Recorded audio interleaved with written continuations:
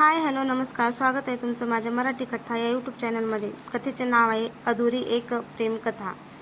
एक मुलगी होती, साधी सरळ, थोडीशी खट्टाळ, नेहमी स्वप्नाच्या दुनियेत रंगलेली.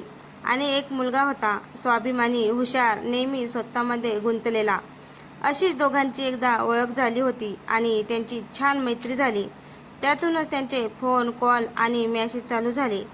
ती मुलगी रोज त्या मुलाला फोन आणि मॅसेज करायची. जर तिने एखाद्या दिवशी कॉल किंवा मेसेज केला नाही तर तो तिच्यावर रागवायचा आणि तिला विचारायचा, काल तू फोन का नाही केलास? मी वाट पाहत होतो तुझ्या फोनची. मग ती त्याला म्हणायची की नाही सॉरी, काल नाही जमलं फोन करायला. तिच्या या उत्तरावर तो समाधानी नसायचा.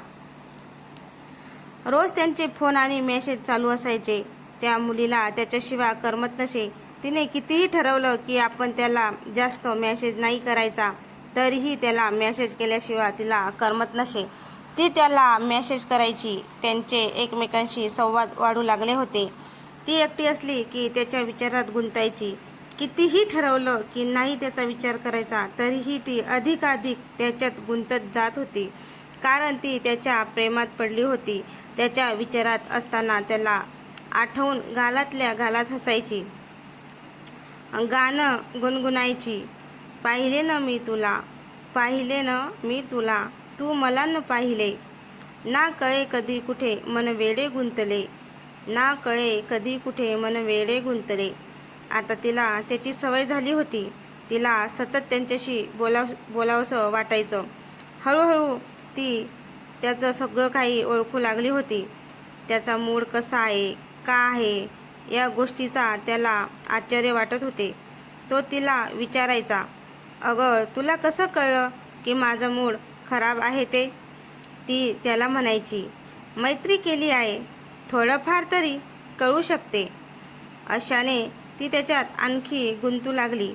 त्याच्याशिवाय तिच्या मनात कुणी नसे. तिला त्याच्याबद्दल सगळं काही माहिती होतं.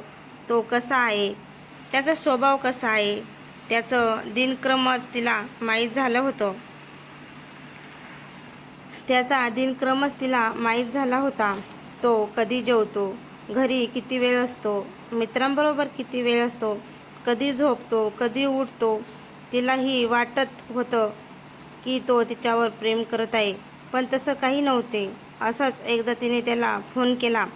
दोघांच्या पण गप्पा छान रंगल्या होत्या. आता तिला त्याच्या मनातलं जाणून घ्यायचं होतं, पण काही केल्या तिला ते जमत नव्हते. मग त्यानेच तिला विचारले, तू लग्न कधी करतेस? त्यावर ती चटकन त्याला म्हणाली, छे एवढ्या लवकर नाही, अजून वेळ आहे, बघू. तू कधी करतोस लग्न?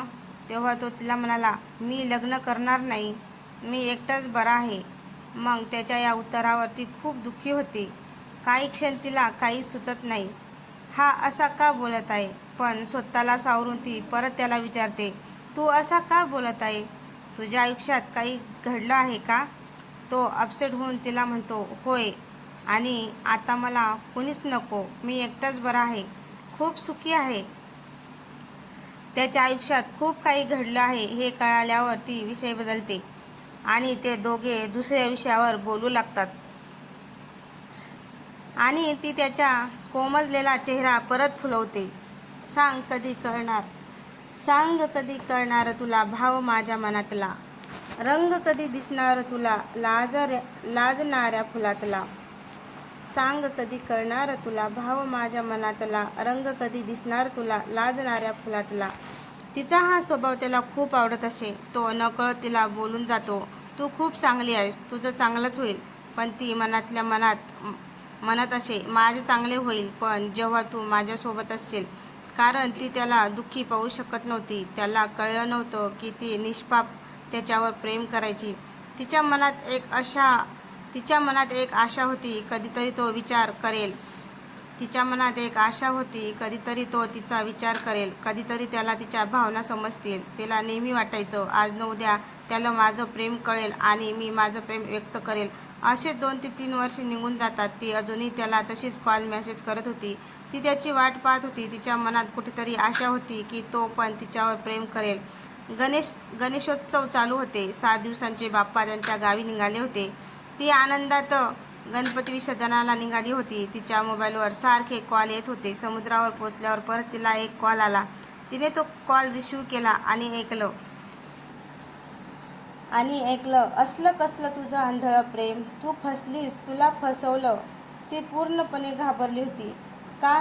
काय झालं? अगं, तू ज्याच्यावर प्रेम करतेस तो मॅरेड आहे हे ऐकून तिच्या पायाखालची जमीनच सरकते. ती स्तब्ध होते. एका आडोशाला होताना तिच्या पायात का चुरकते, पायातून रक्त वाहते आणि हे तिला माहीतच पडत नाही. ती तशी स्तब्ध होती. तेवढ्यात तिचे मित्र आणि आई शोधत येतात. तिच्या पायाला पाहून तिची आई ओरडते, अगं पायात काच गेली आहे आणि तुझं लक्ष कुठे आहे? आई मग पायातून काच काढते, पण तिचं हृदय त्या काचेप्रमाणे तुटलं होतं. तशीच जाऊन ती समुद्राच्या काठी बसते. कोणाला डोळ्यातले अश्रू दिसू नये म्हणून त्या पाण्यात भिजून आपले अश्रू लपविते. त्या रात्री तिला झोप लागली नाही. दुसऱ्या दिवशी ती त्याला कॉल करते. डोळ्यातले अश्रू गिळून ती त्याला बोलते, यापुढे मला कोणत्याही प्रकारचा कॉन्टॅक्ट करू नकोस. तो खूप गोंधळून गेला होता. ती अचानक अशी काय बोलते म्हणून. अगं झालं काय? तू खूप काही गोष्टी माझ्यापासून लपवल्या आहेस. त्याला तिच्या बोलण्याचा अर्थ कळतो. परत ती त्याला बोलते, तुला माहिती आहे का मी तुझ्यावर किती प्रेम करते? तो म्हणतो, हो मला माहिती आहे. ती शॉक होते. काय? तो हो मला माहिती आहे तू माझ्यावर प्रेम करतेस आणि मीही तुझ्यावर प्रेम करतो, पण ते कधी पूर्ण होऊ शकत नाही आणि कधी व्यक्तही. मला तुला फसवायचं नव्हतं आणि मला तसं करता नाही आलं असतं, म्हणून मी तुला काही बोललो नाही. मी पण तुझ्यावर खरं प्रेम केलं. मलाही तुला बोलायचं होतं, पण मी घाबरत होतो की कदाचित हे सगळं समजल्यानंतर तू माझी मैत्रीही तोडशील, म्हणून मी तुला काही बोलत नव्हतो. मला निदान तुझ्याशी निव्वळ मैत्री तरी ठेवायची होती.